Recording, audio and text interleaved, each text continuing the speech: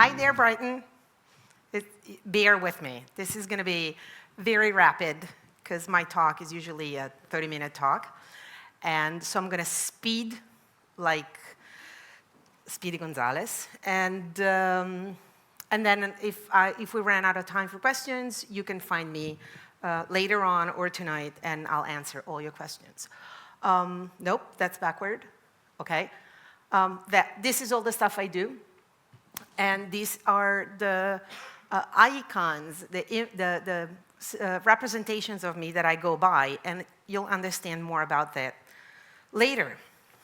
3 points I want to get across for you today. First, what is a brand and what it's not a brand? Second, how the concept of branding has evolved to what it means to us today. And third, I'm going to share with you my recipe for branding.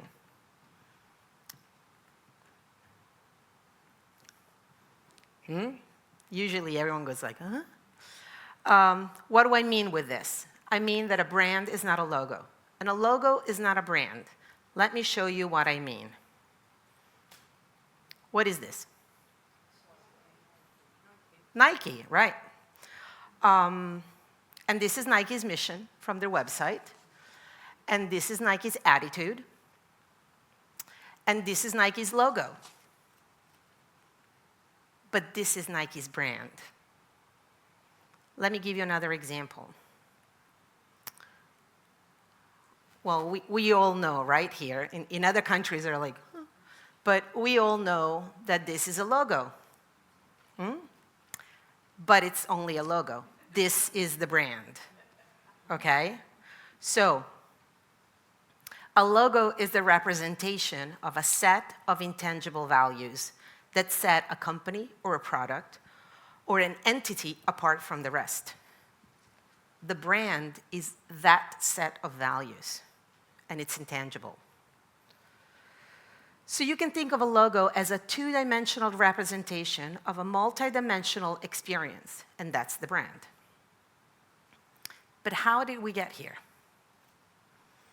The first practice of branding can be traced back to 50,000 years ago, and it's ownership. Its purpose was to establish what belonged to whom, and not get it stolen. So cave paintings from the Stone Age suggest that early man might have marked cattle with symbols drawn in paint or tar. All properties considered precious were branded with the markings of the owner. By 2000 BC, owners switched to a more permanent method, that was burning. Egyptian funeral documents and monuments, almost 5,000 years old, depict branded cattle.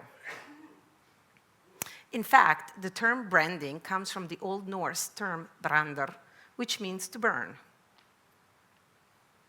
The next need solved by branding was to establish a product's origin, along with transferring information as to who, where, or with which material goods were made.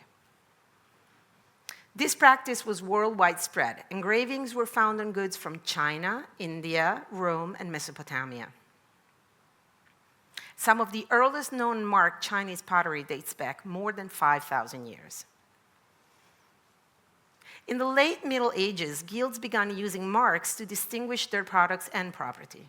Paper makers and printing houses used watermarks, and stonemasons and quarries developed an elaborate system of signs to identify their work and their product. In the Renaissance, artists like Michelangelo began actually signing their names to their work rather than use symbols.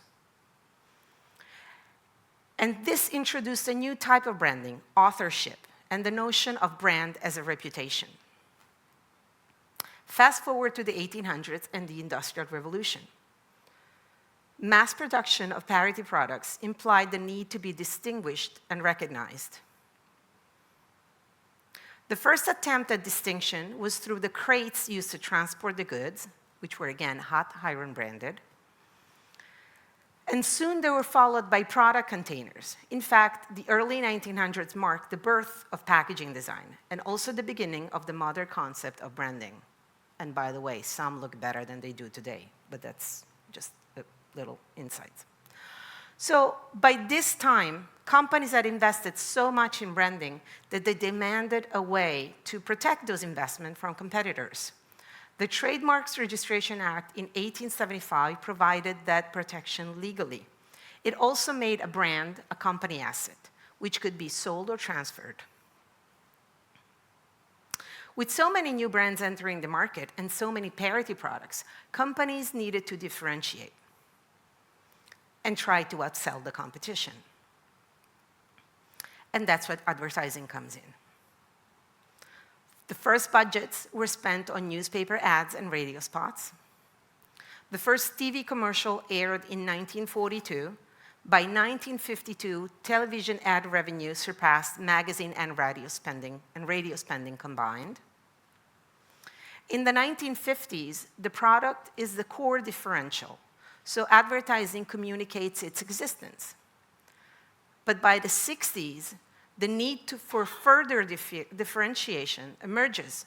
So putting a logo on a product and saying it exists is no longer enough. The messaging becomes emotional in an effort to give a product a personality. In the 70s, with TV sets now common, the formula for winning is clear: a good commercial and massive spending. Consumers become very brand conscious, and brands become status symbols. In the 80s and 90s, companies begin to cultivate their company brand rather than their product brand, focusing on corporate identity, vision, and values. The company behind the brand becomes the focus. By the end of the 1990s, internet is widely available, at least in Western countries. In little over 2 decades, our entire way of communicating and interacting has completely changed. In terms of branding, this has had 2 major implications. The first is there's nowhere to hide. The world is watching and recording, and news is instantaneous. Brands need to be constantly alert. But most important, we are all brands now. And we must be aware and careful in building and managing our brands, regardless of their being large companies or small personal brands.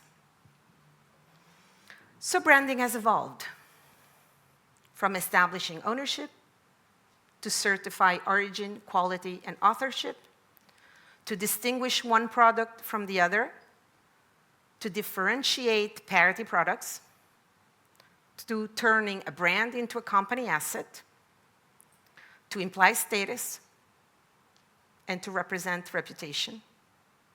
Today, your brand is your kept promise to your customer. Or to say it with Jeff Bezos, your brand is what other people say about you when you're not in the room. So this looks awesome, right? But it looks challenging and expensive. What about us? Should we build or manage our personal business brand? And the answer, of course, is yes, we have to. So how can we do it? I'll be super rapid. 1, know yourself and know your product service.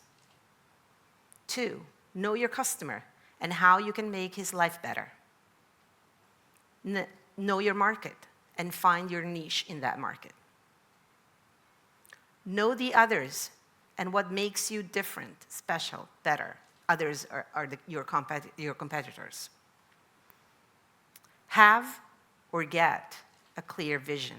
That's where you're heading. Values, have them and stand by them. Be genuine and honest, and remember, the world's watching. Be strategic, have a plan, know what you're doing and where you're going at all times. Give your brand an appropriate personality, and it's only now that we think and talk about logo and visual branding. Everything else is more important and comes before. Don't skimp, it's your face.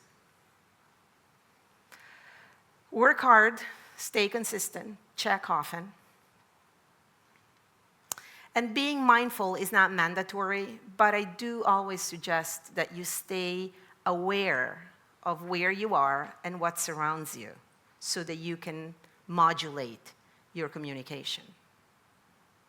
And if your brand is a personal brand, steps 1 through 7 apply just the same. Rules 9 through 11 apply just the same. But you are your brand, and it should have your personality. Opportunely curbed, but it should be you. It's you. So to wrap it up, a brand is an organic, living, breathing being. One that needs care and nurturing to grow and prosper. Give it your best, love it, foster it, care for it. And when you step on a poo, because you're going to, we all do, we're human, own it, apologize, fix it as best as you can, and learn from it.